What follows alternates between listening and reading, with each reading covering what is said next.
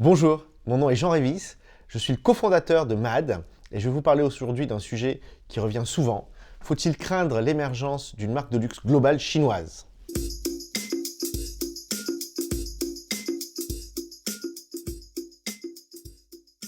Alors effectivement, parmi les questions que l'on nous pose, ce sujet revient souvent dans une Chine qui se referme de plus en plus, dans un contexte de nationalisme croissant. Pendant combien de temps encore la Chine va-t-elle laisser le monopole du luxe aux marques occidentales ? Combien de temps va-t-il se passer avant de voir apparaître une marque chinoise de luxe capable de jouer parmi les grands ? Alors comme d'habitude dans le luxe, les situations sont extrêmement différentes en fonction des segments que l'on regarde. Car en effet, il existe déjà en Chine des leaders qui dominent des segments par leur chiffre d'affaires. On va prendre par exemple les spiritueux, où Moutai, avec 12 milliards d'euros de chiffre d'affaires, est très très loin devant Hennessy, et Moutai vend des bouteilles à plusieurs milliers d'euros. Dans la joaillerie, on a Chow Tai-fook, qui est un acteur majeur avec 8 milliards d'euros. C'est un géant du secteur. Mais ces deux leaders locaux sont certes très forts, mais ils sont incapables de s'exporter. Alors pourquoi ? Parce qu'ils sont très typés, ils sont très dans le goût de la clientèle locale chinoise. Et donc ils sont incapables de séduire un public large, en dehors de la Chine et des Chinois. Alors, sur les autres catégories, il n'y a pas encore de géants, mais il se passe des choses.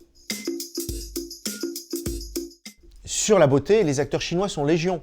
Pourtant, aucun n'arrive encore à s'imposer dans le segment du luxe, même si certains essaient, comme Florasis par exemple, qui a des lipsticks à plus de 40 euros, des poudres à plus de 30 euros.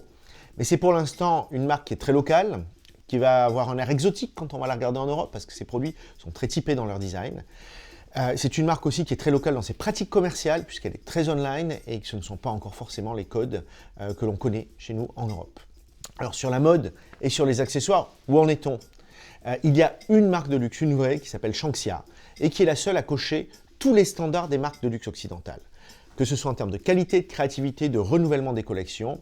Et d'ailleurs, Shanxia est en train de prendre une nouvelle dimension avec l'arrivée d'Exor à son capital et avec l'arrivée de Yang Li comme directeur artistique.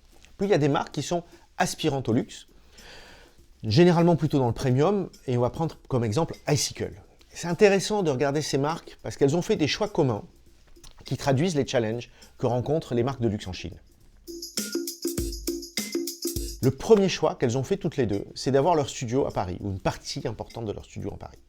Ce ne sont pourtant pas les talents créatifs qui manquent en Chine. On a vu le gouvernement favoriser le retour des étudiants qui avaient étudié dans les meilleures écoles de mode en Chine pour créer leur marque. En revanche, certaines ressources sont cruellement absentes en Chine, au cœur desquelles on va trouver le merchandising produit. Alors, il en va du merchandising produit comme un certain nombre d'autres fonctions d'un studio. Et d'ailleurs, on peut imaginer que lorsque Icicle rachète Carven, ce soit certes parce que la marque Carven est jolie, mais ce soit aussi parce qu'elle a un vrai savoir-faire créatif, des talents, des process et un écosystème.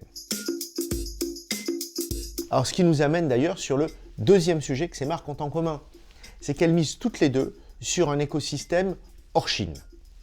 Alors, que ce soit sur la production. En effet, en Chine, les usines textiles sont pléthores, mais elles n'ont pas toute la qualité requise pour le luxe. Icicle s'est d'ailleurs sur ce sujet-là intégré verticalement. Sur des sujets qui sont non textiles en revanche, et notamment le cuir, rien n'arrive aujourd'hui en termes de savoir-faire au niveau de la France et de l'Italie. Alors il existe certes en Chine des savoir-faire ancestraux et sublimes, mais un savoir-faire artisanal ne suffit pas à faire une marque de luxe.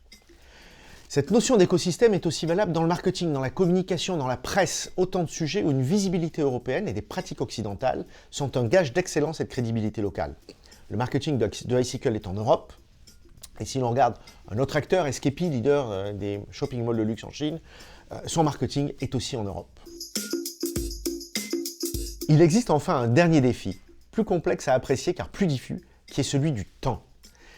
L'extrême pression que met le marché chinois sur les marques, le besoin de nouveautés, les réponses tactiques qui sont nécessaires, imposent un temps qui n'est pas celui du luxe ni de la construction d'une marque.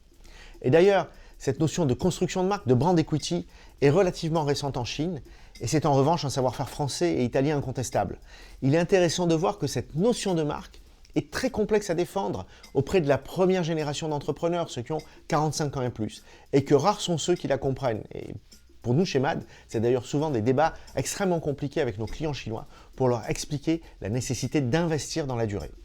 Certes, les jeunes générations qui ont vécu et étudié à l'étranger, ils sont beaucoup plus sensibles, mais elles ne sont pas encore au pouvoir. C'est sans doute ce qui va laisser au luxe occidental encore quelques belles années.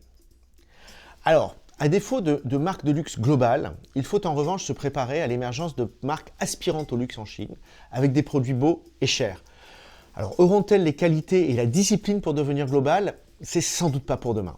Localement en revanche, il pourrait se passer des choses. Il faut prendre en compte en effet une tradition chinoise bien présente et très différente de ce qu'on peut voir en Occident, qui est la politique. Et c'est sur ce terrain-là idéologique que pourrait se jouer au final l'émergence d'acteurs chinois du luxe.